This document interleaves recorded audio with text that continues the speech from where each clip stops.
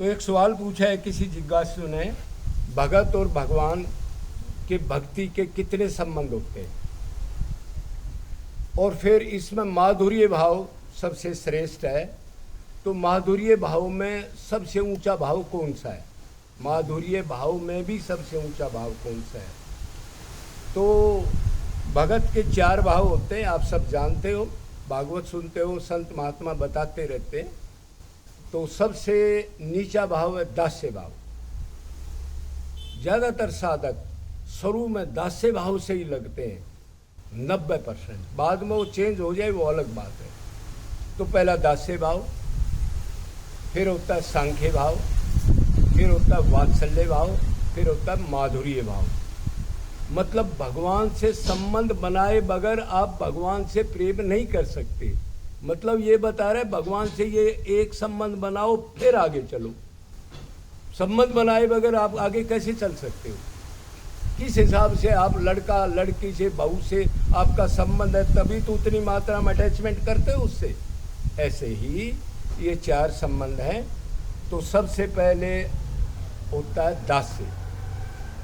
दास्य का मतलब होता है अब वो ही मेरे स्वामी हैं,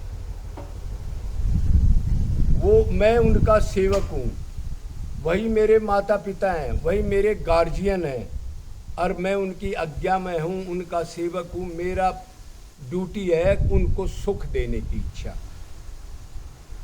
तो ये दास्य भाव है। और इस दास्य भाव में थोड़ी सी दूरी है भगवान से।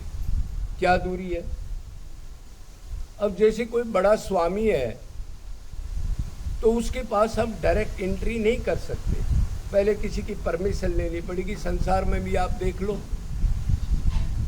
और थोड़ी सी दूरी रहेगी, मतलब आपस में वो गुड बातचीत भी नहीं कर सकते आप, बड़ी मर्यादा से रहोगे, कभी कोई गलत वर्ड निकल जाए। तो भाव तो ये ठीक है, लेकिन थोड़ी सी दूरी है। इसलिए इससे श्रेष्ठ भाव है सांख्य भाव। सांख्य का मतलब सखा भाव, मतलब दोस्ती का भाव। जैसे संसार में हम दोस्ती करते हैं, वो है तो धोखेबाज 420। बाद में फिर आप कहते हैं गलत निकला, लेकिन करते तो हैं।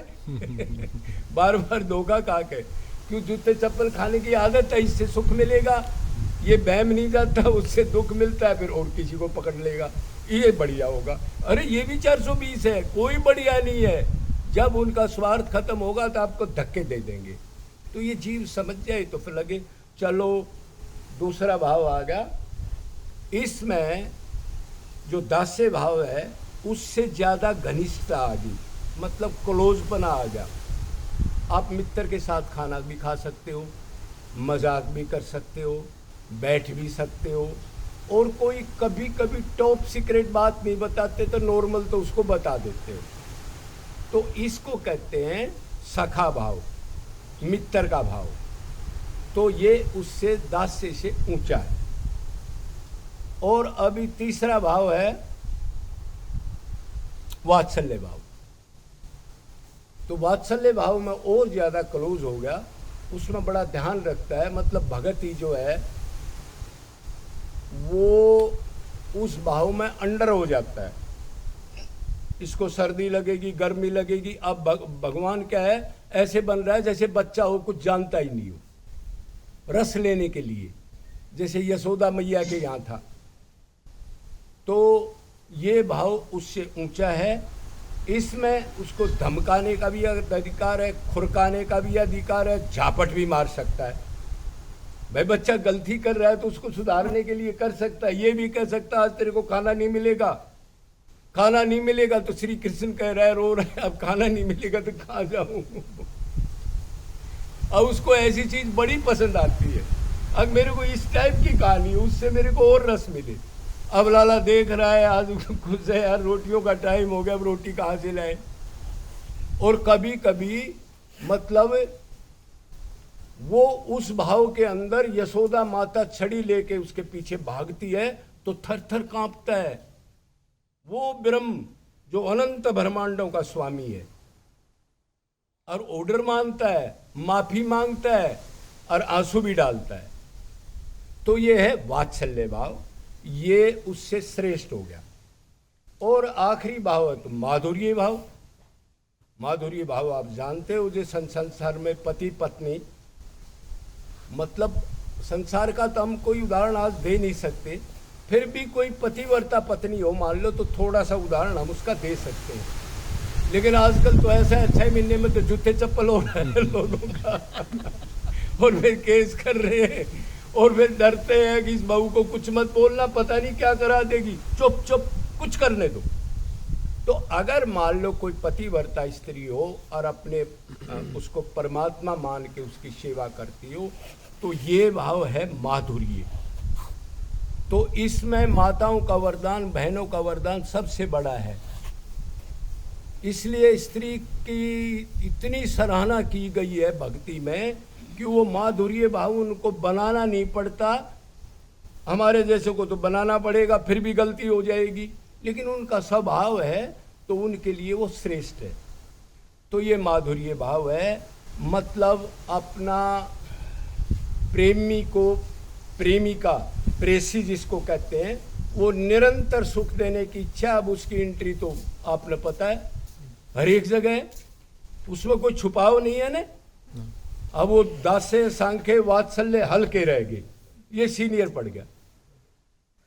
कभी भी जाओ, बेडरूम में जाओ, कुछ करो, और उसके बाद उसको कई बार ये भी कह दो, वो बेचारा सब्जी लेके आ रहा है, और ये भी कह दो तू बुद्धू है, ऐसी सब्जी लेके आया, तेरे को लाना नहीं पड़ता कुछ। तो इस टाइप का अधिकार है। तो ये हो गया माधुर्य भाव। अब वो कह रहा है जी माधुर्य भाव में श्रेष्ठ कौन सा है? तो माधुर्य भाव में 3 क्लास हैं। एक होती है साधारण रति, साधारण प्रेसी, प्रेम करने वाली, और एक होती है समंजसा रति, वो उससे ऊंची क्लास है, प्रेम करने वाली, और तीसरा है समर्थारति, वो सबसे टॉप है, जो गोपियां थी।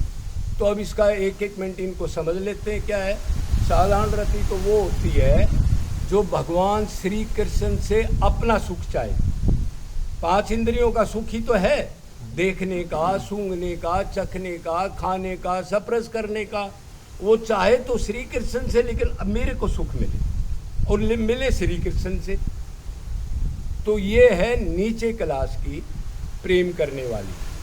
तो इस क्लास में कुब्जा को बताया गया है, और इससे ऊपर है समंजस रति। अब इसकी क्लास ऊंची होगी, भगवान को भी सुख मिले, मेरे को भी सुख मिले। अब वो चीज नहीं है कि मेरे को ही सुख मिले भगवान से, उनको भी मिले, मेरे को भी मिले। तो ये कौन है? समंजस रति। लेकिन इस क्लास में कौन आती है? रुक्मणी। ये रुक्मणी का क्लास की बात है। और तीसरी है समर्थारति। मेरे को पूछे ना पूछे, मेरी कैसी भी हालत रहे, बस उनको सुख मिले, उनको सुख मिले, अपना कोई परवाह नहीं है। तो ये सबसे श्रेष्ठ है। यहां तक गोपियां गई थी। एक बार गोपियों को कहा, अरे तुम उसके लिए रो रही हो, और वो पता है क्या कर रहा है उधर मथुरा में? अरे उधर तो सुंदर सुंदर स्त्रियां हैं, उसकी प्रेमिका हैं, पढ़ी लिखी हैं, और उनका पहरान, उनका चलना फिरना, अरे वो तुम्हारे को क्यों याद करेगा? तो गोपियों ने कहा, अरे मेरे प्रभु को इतना सुख मिल रहा है, तो हमारे को तो बहुत अच्छा है, प्रभु उधर ही रहे, हमारी तरफ ना आए, हम तो उसकी याद में तड़पती रहे। मतलब उनको सुख मिल रहा है तो वो किसी भी दशा में रहे। जैसे पतिव्रता स्त्री कोई संसार में हो, तो उसका पति चाहे कोढ़ी हो, काना हो, शराबी हो, लंगड़ा हो, लेकिन प्रेम में फर्क ना पड़े, उसको कहते हैं प्रेम।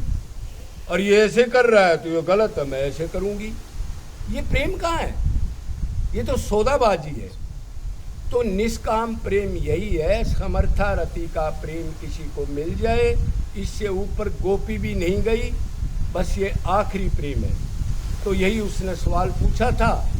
तो फिर बोलो नंद के लाला की जय, गड़बड़ झाला की जय, जय।